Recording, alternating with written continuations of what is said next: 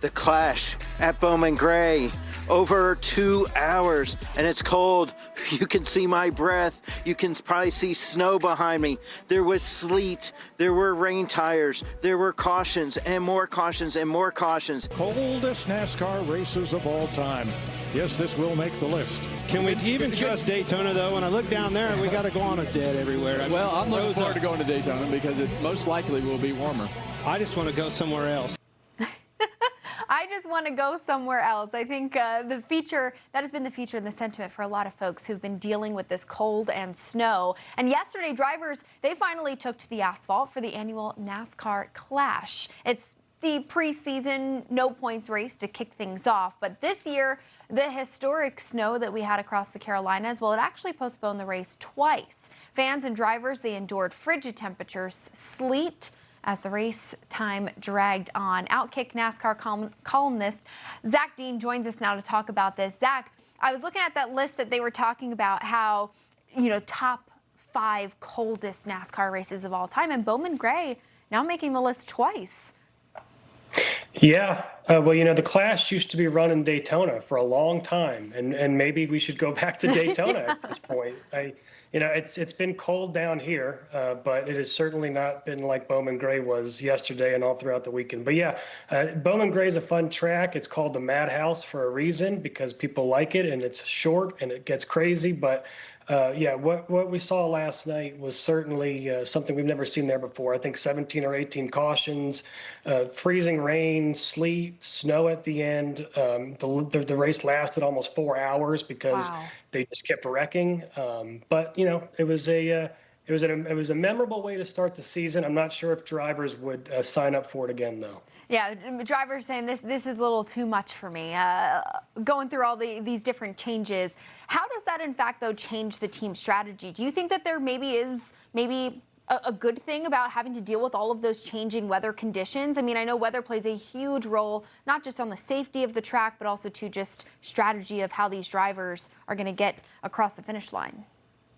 Well, for a long time, weather would completely wipe out NASCAR races, right? I mean, because they wouldn't be able to run in the rain. A couple years ago, the NASCAR Cup Series introduced the wet weather package, which includes wet weather tires, which is certainly given them the ability to run in races where rain is a factor. So, for instance, last night, NASCAR threw a red flag on the race, had all the drivers and all the cars go to the pits, take off the slick racing tires and put on what they call wet weather tires, which are basically similar to the tires we have on our cars. They have tread on them. Racing tires, the normal tires they use in dry conditions are slick. There's no tread. They want to have as much speed as possible. The wet weather tires have tread on them, and it allows them to have more grip on the track, and it allows them to run the race like they did last night.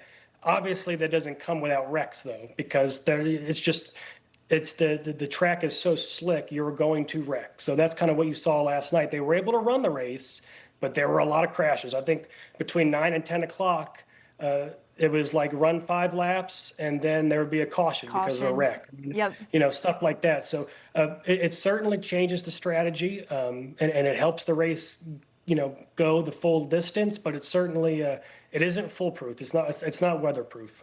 No, absolutely not. Would you say though, are there any drivers in particular that stand out to you that maybe have a little more expertise in these driving conditions, that maybe live in a climate or have been in a climate that would favor, a win in a scenario like this?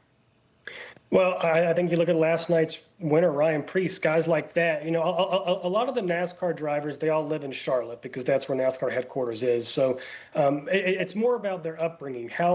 What sort of racing did they come up in? And a lot of these guys who were brought up in dirt cars, for example, when they're racing on the dirts and it's slippery and it's slick, and you got to be able to control the car under these conditions. Guys who come up in the dirt race and the dirt mile cars, kind of like a Ryan Preece did last night. Obviously, it was kind of a battle of attrition, and it can help them a little bit. But last night was something I'm not sure NASCAR has ever seen, and I think that was more about being in the right place at the right time and sort of just being able to avoid the wrecks. If you can somehow keep your car in one piece for 200 laps and be there at the end, then you're going to have a chance to win. A lot of drivers just, it was a cycle. They'd be up front, then they'd get wrecked and go to the back, and it was a cycle like that. So it's more about attrition rather than skill when it comes to freezing rain on the track. Yeah, I mean, after seeing these weather impacts, do you think that the Clash will be moved as we go into next year? I mean, 2 years in a row up there at Bowman Gray, but as you'd mentioned,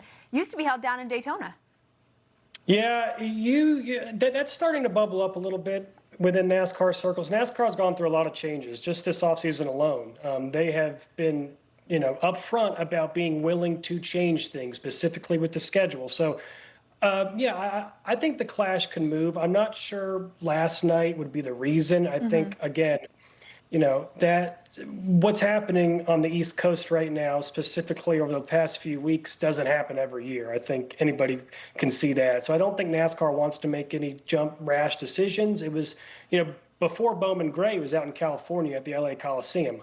That worked great for a few years, then they moved it. I think they will probably keep it here maybe one more year. I'm not sure. I'm just guessing. They might move it again. I don't know about it going back to Daytona. I think that sort of ran its course for a bit, which is why they moved it. But, NASCAR is not shy about changing the schedule, so they could certainly move it again. I'm not sure last night would be the reason they move it, though. All right. Well, speaking of Daytona, the Daytona 500 next Sunday. Of course, this is the kickoff to the season.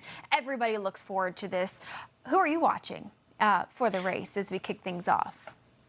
Yeah, it's going to be interesting. You talk about the Clash, and that's got nothing to do with Daytona. You throw that all out because it is a race that is the complete opposite of Daytona. It means nothing. Just because Ryan Preece won the Clash doesn't mean that he's the favorite going into Daytona. It doesn't matter. When you look at the 500, you look at the Fords. The Fords are always fast at places like Daytona, Talladega. William Byron for the Hendrick Chevy, he's been really good in Daytona 500s, especially recently. Denny Hamlin, he's a 3-time winner, I believe. He's coming off a lot of adversity as far as the end of last season, and he's had some, he's had some tragedy strike during the off season. He's got a shoulder injury. He's a name to watch because he's really good at a place like this. But usually, if I'm a betting man, if it's a blue oval on Daytona, I'm probably going with them. Someone like Ryan Blaney, Brad Keselowski's always been good there. We want to look at Toyota's Bubba Wallace. He's polarizing, but he's always good at Daytona. And then with the Chevys, guys like William Byron, he's usually a safe bet that he's going to be there at the end because, 2 of the last 3 years, I believe he has been he has been there at the end. So you look at the usual suspects, and you could probably pick out a winner. All right. Well, listen, the Daytona 500 has definitely been impacted by weather in years past. And so that's something that we're going to be looking ahead to, not just through this weekend, but heading into next week as we head into race time. So that's going to be a fun one, of course, as we kick things off. Zach Dean, thanks for chatting with me about NASCAR. We've got a long season ahead of us, and I'm sure we'll be talking out again. Yeah, guys. Hopefully we'll talk next week. All right. Sounds good.